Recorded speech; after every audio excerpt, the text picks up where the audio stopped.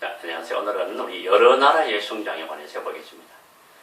자, 우리 제일 첫 번째 나라가 무슨 나라였죠? 우리나라의 첫 번째 나라가 고조선이죠. 고조선은 청동기를 기반으로 해서 세워진 나라입니다. 그럼 청동기 다음에가 철기가 되는데요. 철기 시대가 되면은 아까 철제 무기의 등장, 농기구의 등장으로 정복 전쟁이 활발한다고 했었죠. 그래서 이 무렵이 되면 여러 나라가 만들어집니다. 그 여러 나라가 어떤 나라냐 하면 우리가 이번 시간에 보게 합니다. 부여, 고구려, 옥조, 동이, 사막 이런 나라들입니다. 자, 그러면 첫 번째 바로 어떤 나라냐? 첫 번째 나라 바로 부여입니다. 부여는 만주의 송화강 유역에 우리가 백두산에서 저 북쪽으로 흘러가는 강입니다. 그 유역 평야지대에 부여가 위치하고 있었습니다. 그리고 부여의 정신은 5개 부족이 연맹하는 그런 연맹왕국이었습니다. 5개 연맹해가지고 그 중에 대표 부족이 바로 왕이 되죠. 그죠? 그리고 또 각 부족은 마가, 우가, 저가, 구가 등의 부족장이 바로 사출도를 거느리고 통치를 했습니다. 이러한 형태를 가지고 있는 것이 바로 이고 그러나 그러니까 이 또 부족장들은 각각 그죠 대사자, 사자 등의 관리를 두어가지고 왕권을 견제했습니다. 그 다음에 경제는 특히 부여의 경제는 농경과 목축이 상당히 많이 이루어졌고 그리고 말과 모피가 특산물이었습니다. 그래서 중국 기록에 보면은 이들이 말과 모피를 중국에 팔았다는 기록도 나오고 그럽니다. 그 다음에 부여의 풍습으로서는 순장이 있었습니다. 왕이 죽으면은 그 따르던 사람을 같이 땅에다 묻는 그런 순장의 풍습이 있었고, 만약에 어떤 사람이 죄를 하나 지면 물건 하나 훔치다가 걸렸으면은 12배로 갚아야 되는 일책 12법이라는 것이 있었고요. 그 다음에 무슨 큰일이 있어가지고 점을 칩니다. 점을 치는데 소의 그 발굽이죠. 그걸 보고 점을 쳤다고 하는 그런 우제점법이라고 하는 것이 바로 부여의 풍습으로 있었습니다. 그 다음에 부여의 제천 행사로서는 12월에 영고라고 하는 제천 행사가 있었습니다. 이 12월이니까 겨울입니다. 그죠? 그러니까 이때는 아마 사냥을 하지. 사냥의 풍요를 기원하는 그런 제사를 아마 지내지 않았을까라고 생각을 합니다. 자, 두 번째 나라가 바로 고구려입니다. 이 고구려 누가 세웠을까요? 주몽이 세운 나라입니다. 그 주몽이 세운 고구려 백제 신라하고 이 고구려 같은 나라입니다. 이 고구려는 어떠냐? 위치는 바로 압록강 유역의 졸본 지방에서 부여에 있었던 주몽이 자기 무리를 이끌고 내려와가지고 이 압록강 유역에서 나라를 세웠는데 그게 고구려가 됩니다. 고구려는 정치적으로 보면은 마찬가지 오부족 연합의 연맹왕국이 아직까지는 왕권이 좀 미약하죠. 나중에 우리가 지금 생각하는 고구려 왕권이 강할 때는 아직 초기는 왕권이 아주 좀 미약했었습니다. 그리고 부여에서는 마가, 우가, 저가, 구가라고 있었죠. 그런데 고구려에서는 상가, 고추가라고 하는 그런 관지. 그러니까 이거는 가입니다. 그죠? 그러니까는 부족이라고 할 수 있죠. 부족장이라고 할 수 있는 상가, 고추가. 부여에서는 마가, 우가, 그러니까 그런 부족장들이 있었더랬습니다. 그리고 나라에 큰일이 있으면은 이 모든 가들이 여기서 상가, 고추가, 대로패자 등의 이 모든 가들이 회의를 통해 가지고 나라의 중요한 일은 처리를 했습니다. 그 다음에 경제는 이 고구려는 농토가 굉장히 부족해요. 이 압록강 유역이 이쪽 지역은 굉장히 산업시대입니다. 농토가 부족하기 때문에 이 식량 구하기 위해서 고구려 나라 일찍부터 활발한 정복 전쟁을 많이 했습니다. 그게 이제 중요한 차이가 되고요. 그리고 풍습으로서는 서옥제와 무예를 크게 숭상했습니다. 서옥제라는 얘기, 서자는 사위 서자입니다. 옥이라는 집이라는 얘기입니다.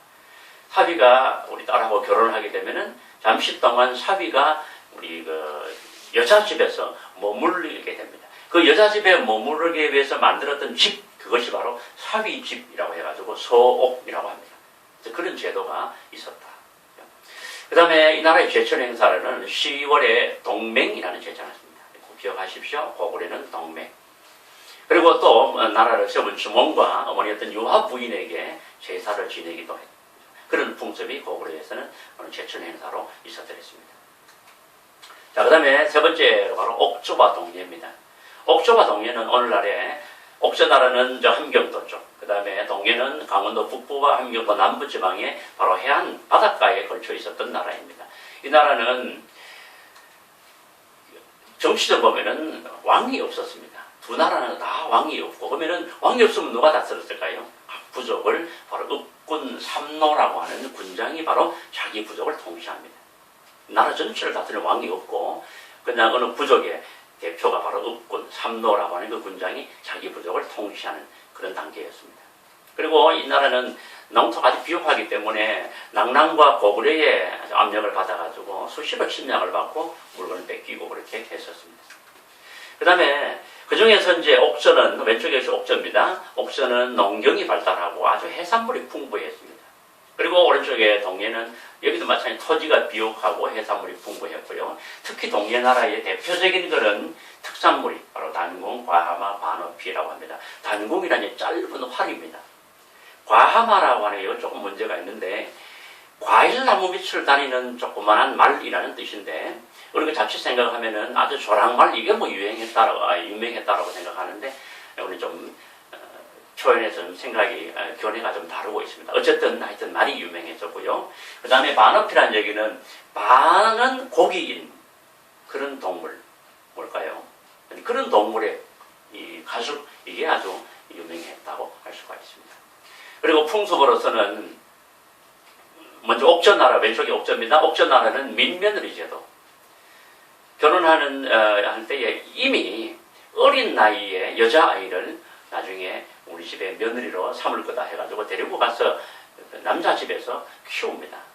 그런 제도가 바로 민며느리 제도가 되고요.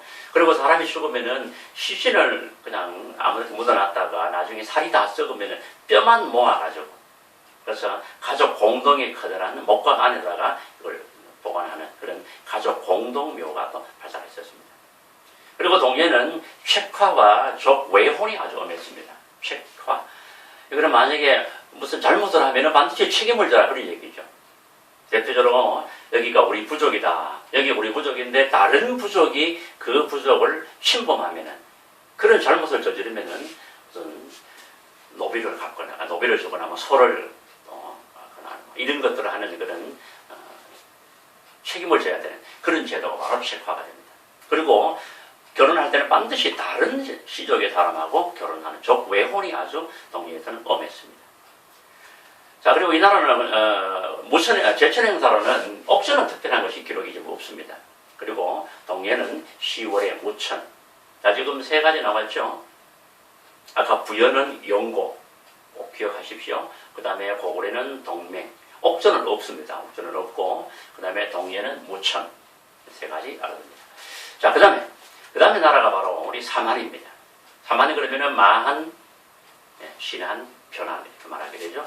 한강 이남 지역이 있었는데 한강 이남 지역에 옛날에 고조선이 있을 때에 지난번에 왜 진과 한이 직접 무역하는 걸 방해하고 그래 나왔죠. 그때 있었던 진 그게 바로 이 지역이 됩니다.